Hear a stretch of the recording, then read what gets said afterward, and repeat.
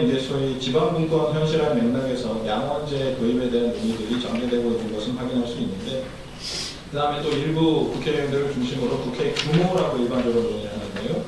의원 정수가 확대돼야 되는가 혹은 축소돼야 되는가에 대한 논의들이 전개된 것은 분명한 사실입니다만, 개인적으로는 이제 우리나라의 대통령제 나라를 고민할 때 보통 미국식 대통령제, 소위 뭐 정부통령제도의 도입을 포함한 그런 이제 미국식 대통령제도 행정부의 형태에 대한 논의는 많이 전개가 되는데, 왜 미국의 의회 구조에 대한 논의는 도입을 검토하지 않는지가 조금 의문스럽게 생각하고 있습니다.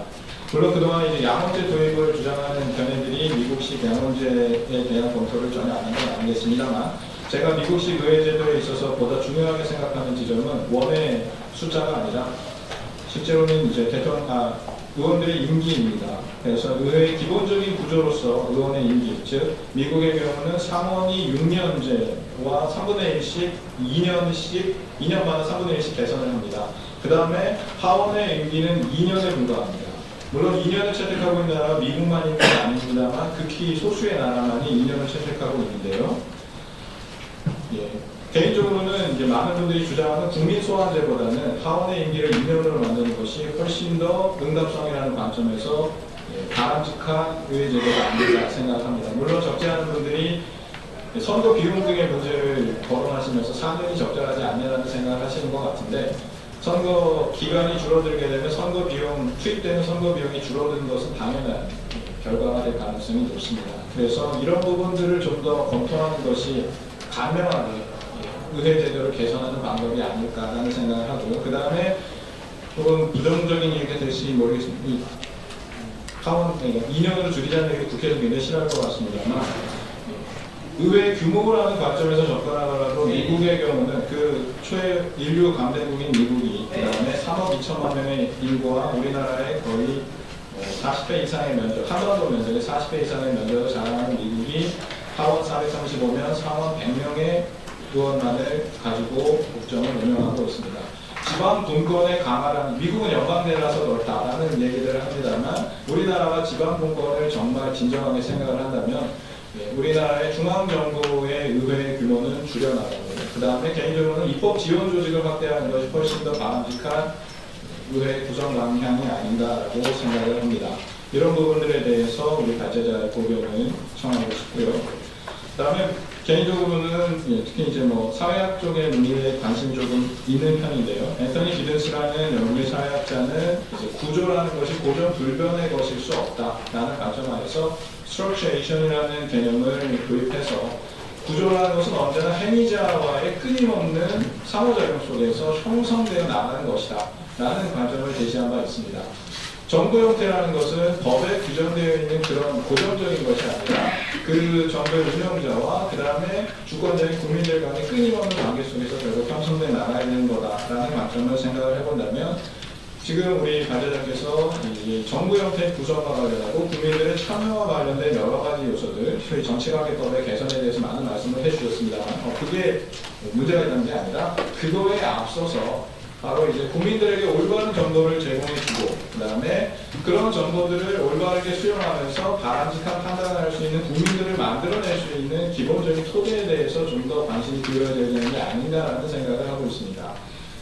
현재 특히 교육체계가 전체적으로 체제 수능적인 태도를 강조하고 있는 부분들을 외시하지 않는다면, 이런 이슈들이 선행되지 않고서 헌법을 고치자라는 주장을 하는 것은 제가 보기에는 사상무가라고까지 생각을 합니다. 마지막으로 이 토론회에 참여하면서 그 다음에 최근에 여러 가지 논의들을 생각을 할 때 그래서 국민이 우선이 돼야 된다라는 말씀들을 많이 하고 있는데요. 앞에서도 살짝 언급했지만 대의주의라는 게 현재 헌법제도의 가장 기본적인 근간을 구성하는 거라면, 우리가 국회를 신뢰하지 않고 의회를 신뢰하지 않은 채 국민들이 어떻게 헌법을 만들어내는 것이 진정 국민의 의사를 반영하는 것인가에 대해서 좀 더 고민을 해볼 필요성이 있다고 생각합니다. 국민의 이름을 내건 또 다른 소위 시민단체건 어떤 바람직한 이상을 추구하는 단체건 간에 또 다른 이익단체 혹은 또 다른 권력 집단을 만들어내는 결과를 초래하는 것은 아닌가라는 우려 섞인 결론은 헌법을 고치지 않았으면 좋겠다는 게, 그리고 현재 헌법을 최대한 잘 활용해 보자는 게 토론자의 기본적인 자세입니다. 생각입니다. 여러모로 부족한 저에게서 더 질문할 게 많습니다만 시간 관계상 이 정도로 줄이도록 하겠습니다. 경청해 주셔서 감사합니다. 참 묘하게도 헌법 고치지 말자는 분들만 모이신다. 지금 보면은 사실은 지금 문제 제기는 분명하거든요. 지금 국정농단이 있었고 권력이 사유화됐고 그 다음에 정경유착이 있었고 그 다음에 국민이 소외됐고 비국민화됐다고 얘기하면서 지금 현행 헌법에 문제가 없다. 단 몇 가지 그 주변 제도를 바꾸면은 우리나라가 좋은 제도가 될 것이다라고 하는 이런 어떤 얘기가 그렇게 어떻게 보면 해석을 하면 그렇게 할 수 있는데 과연 그런 해석으로 우리가 가야 되는지 그럼 그것만 고치면 나라가 제대로 될 것인가라고 하는 전 개인적으로 살펴보면서 질문이 들리는 거예요. 그리고 근데 제가 이렇게 보니까 토론 쭉 보니까 사법제도에 관해서 원래 토론하시는 데 있었던 우리 조정찬 의원님께서 정경태에 관해서 조금 좀 언급해 주는데 조금 땡겨서 한 5분만 좀 고민 미리 말씀해 주시면 안 되실까요? 그러면서 그 다음에 또 우리 발자신 분 의견 좀 들었으면 좋겠는데 좀 시간 좀 굳이 부탁드립니다. 제가 잘 몰라가지고 발표자 두 분이 하시고 4명이 자유롭게 토론한 줄 알고 제가 아무 경기에 좀 신고를 갖고 왔습니다. 김주영 교수 말씀 참 인상이 있었는데요. 저도 좀 헌법개정 안 했으면 좋겠습니다, 솔직히. 왜냐하면요, 여기 결제하신 분도 그렇고 토론에서 굉장히 쉽게 이야기한다고 하신 게 굉장히 어렵잖아요. 여기 계신 분들 전화를 다 알아듣고, 와, 그렇구나. 그런 분들 많지 않을 거예요. 그리고 또, 글로 떠는 걸 보라면 한 3줄 읽으면 머리가 아프신 분이 많을 거예요. 이런 상황에서 국민들한테 헌법에 대해서 내용도 모르면서 뭐 개정하자, 국민 뜻이다. 이렇게 되면 결국은 헌법 개정을 꼭 하고 싶어하는 그 집단이 있거든요. 그 사람들이 그 마음대로 하면은 개정, 다를 정자가 아니고 개악이 된다 이거죠. 아마 역사상 최대의 정략적 개헌이 될지도 모른다는 생각입니다. 거기다 제가 개헌특위 가니까 뭐 지방국권하자는 소리가 그렇게 많은데요. 저는 그 소리는 귀에 안 들리고 제가 출신이 전라남도 도성인데 그 군수가 뭐 돈을 몽창 먹고 그냥 난리가 났더라고요. 지금 거기 보선하는 문제가 아니고 단체장들이 지금 행포가 말을 못하는데 저는 제방한 단체장입니다. 제가 했던 말할 그 사법개혁도 저항 뜻하는 겁니다. 이게 그러니까 결국 권한이라는 게 말이죠. 국민들이 주권자인데 그 권한을 맡은 사람들이 뭐 역사나 국민들 의식하지 않고 자기 가문, 자기 파 이런 것만 생각하면서 막 만들기 때문에 모든 문제가 생기는 거죠. 저는 이제 국민들께서 정말 많이 나오셨는데 연성도 대표가 그렇게 목이 터져라고 헌법 조문 하루에 한 줄씩 읽어보자 난리를 치는데 아마 저도 잘 안 읽으니까 여러분들 좀 안타게 안 되시거든요. 헌법에 뭐가 써있는지도 모르면서 개정한다니까 그러니까 그 국회에서 막대한 돈 들여가 전국 순회하는데 가면 동성애 반대 이런 교회 다니는 사람들 와서 깽판 치고 가고 이러고 끝나버린 겁니다. 저는 또 개헌특위 나오면 사실 이게 우리나라 학자 변호사 다 모여있는데 자문위원들요. 그분들도 잘 모르는 게 많은 것 같아요. 우리 김정철 또 교수님 웃으셨는데 제가 지난주에 제가 이제 정부의 검증한 이양권을 살려줬으면 좋겠다고 그랬더니 그거 정부한테 따라서 여러 가지가 있으니까 그냥 머리 많이 쓴다고 넘어가고 근데 저는 개헌 특별 쭉 그냥 분권행일 때는 살려주고 대통령 때는 안 살려준다. 대통령제를 하더라도 정부의 검증한 제약권은 있는 게 국민을 위한 것이다. 이렇게 생각하기 때문에 그 말을 하는데 우리 김정철 교수도 그냥 그거 무시해버리더라고요. 여기 또 나오는 이중대상 금지 같은 것들 다 생각이 있어서 이런 법에 정리에 들어간 겁니다. 제가 자세히 써놨는 토론문에다가 왜냐면 무조건 유신헌법에 안 들어가니까 이건 무조건 나쁜 거야. 그런 선입관들. 그런 것들이 작용하면 사실은 심도 있는 헌법 개정이 될 수가 없습니다. 저는 긴 말 않겠습니다. 여기 모이신 분들은 오늘부터 헌법에 관심 많이 가져요. 또 각자 내가 주인이라는 생각을 하시고 해 주셔야지 이게 그 헌법이 잘 만들어지고 또 그게 아까 운영이 중요하다고 했는데 여러분 동권회가 내가 때는 말이죠. 헌법 정부는 프랑스 헌법이랑 어떻게하면 똑같아요. 근데 프랑스는 대통령제예요. 오스트리아는 제가 가보니까 완전 내각제더라고요. 헌법 정문이 중요한 게 아니다. 운영이 중요한 겁니다. 제가 최규하 대통령인가? 그 양반이 그래도 제가 사무관 그 이혼 집정제라고 갑자기 지시를 받아가지고 그때 이혼 집정제가 하는데 제 마음에도 어린 마음에도 이건 정문의 문제가 아니고 운영의 문제구나. 그래서 제가 그 연간 내용을 전부 동원해서 세계 한 30개 교과를 선정과 운영을 한 몇십 년간씩 다 이게 훑어봤습니다. 정말 배울 게 많더라고요. 이번 개헌 뭐냐면 아마 뭐 대화 아카데미 이런 데서 뭐 개헌안도 내고 난리를 치는데 과연 그런 걸 하나도 생각해보고서 개헌안을 이루는 것인지 참 우려스럽습니다.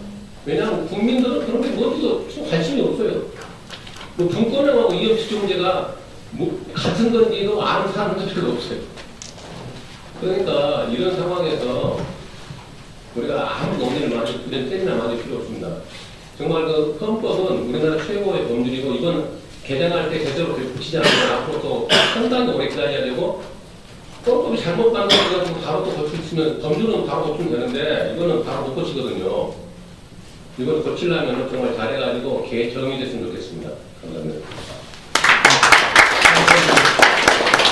또 역시 고칠 필요성이 없다는 지금 또 토론이 나와서 근데 사실은 또 이렇게 살아본 사람 입장에서 볼 때는 왜 제도가 문제가 안 돼요? 당연히 제도가 문제가 되죠. 이원내각제로 간다, 의원내각제로 간다, 또 이원정부제로 간다. 가면은 뭐가 바뀌니까 사람들이 바꾸자는 거고요. 제도가 바뀌면은 할 수 있는 게 있고 할 수 없는 게 있단 말입니다. 가령 박근혜 대통령을 탄핵했을 때 탄핵제도 말고 국민소환제가 있었으면 국민들이 밖에서 떨지 않았을 거란 말이에요. 그러니까 제도의 유무에 따라서 우리의 생활 환경이 바뀌는 건 분명한데 왜 이 정부 형태에 관해서는 제도가 문제가 안 된다는 의견이 주로 이루는데 혹시 플로어에서 아니다. 요번에 제도 바뀌어야 된다. 이런 의미가 있기 때문에 이 대통령제 없어든지 아니면 대통령제 핵심적인 부분에 뭐가 바뀌어야 된다라고 그 부분에 관해서 발제자나 여기 토론하신 분들한테 좀 의견이 있으면은 좀 한두 분만 좀 모셔보겠습니다. 한 3분 정도만 말씀해 주셔야 됩니다. 길게는 마시고요. 예, 혹시 하신 거 손 들어주세요. 예, 우리 회장님 한 분만 받아보겠습니다. 저는 먼저 인사를 드리겠습니다. 전철협의 이호승 상임대표입니다. 지금 말씀을 듣다 보니까 좀 가까운 구석이 있어서 말을 부르게 합니다. 이번에도 우리가 촛불을 들면서 문제 제기를 한 것은 국정농단이 중요하지만 국민이 국민 대우를 못 받았다는 겁니다. 그러니까 사람이 사람답게 살 수 없었기 때문에 이번에 촛불을 든 겁니다. 그 원인이 바로 61년 군사 쿠데타로 짓고 난 박정희 씨가 권력 구조상 장기 집권을 위해서 헌법을 만든 겁니다. 그런 과정에서 볼 때에 한 가지 예를 들면 67년도에 행정대집행법을 만든 게 있어요. 그 법이 지금까지 바뀌지 않고 있습니다. 저희가 철거민 운동을 3, 40년 하면서 바로 인권과 인격의 문제인 이 강제 철거를 행정법으로 좀 묶어놨거든요. 사실 이거는 전 세계적으로 아주 망신스러운 내용입니다. 이런 내용을 하나 바꾸지 않는 이유가 도대체 뭔지 저는 이해가 잘 안 돼요. 또 하나 지금 조금 아까 그 말씀 중에 사실은 그 군사 쿠데타로 집권한 그 박정희 씨가 만든 이 헌법의 기조에 저희가 그 개발 지역마다 모두 특징법으로 되어 있습니다. 개발법이 빨리 개발을 해야 된다. 그러니까 개발 지역에 사는 주민들의 인권과 인성 또는 재산권 이런 부분은 안중이 없습니다. 무조건 빨라야 되고 그래서 과거의 그 철거민 운동이 다른 헌법의 사회안전법인 집회화 시위로 노동운동처럼 단결을 통해서 문제를 해결해 왔거든요. 그러다가 지방자치가 되면서 이게 어려워진 거예요. 왜냐하면 과거에는 대통령만 상대하면 되는데 이제는 지방자치단체장이 대통령과 권한이 똑같아요. 어떻게 보면 대통령보다도 더 힘든 그 지방자치단체장을 상대하는 지역의 개발 부분이 많습니다. 그래서 이제 저는 변호사가 말씀을 드리면 헌법은 반드시 바뀌어야 된다. 그리고 이 헌법이 바뀔 때 바로 이 헌법 조항에 과거의 군사 정권의 어떤 그 권력 유지에 대한 속성들 이걸 좀 빼야 된다. 그리고 국민이 국민답게 인간이 인간답게 살 수 있는 그러한 요소를 집어넣어야 된다. 반드시 집어넣어야 된다라는 것이 의견입니다.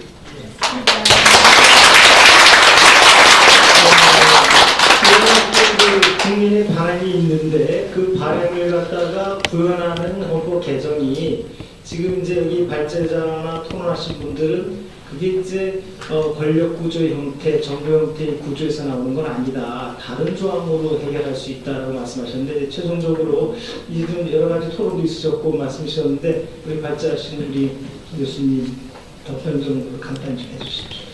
예, 여러 선생님들 토론에 대해서 감사드립니다.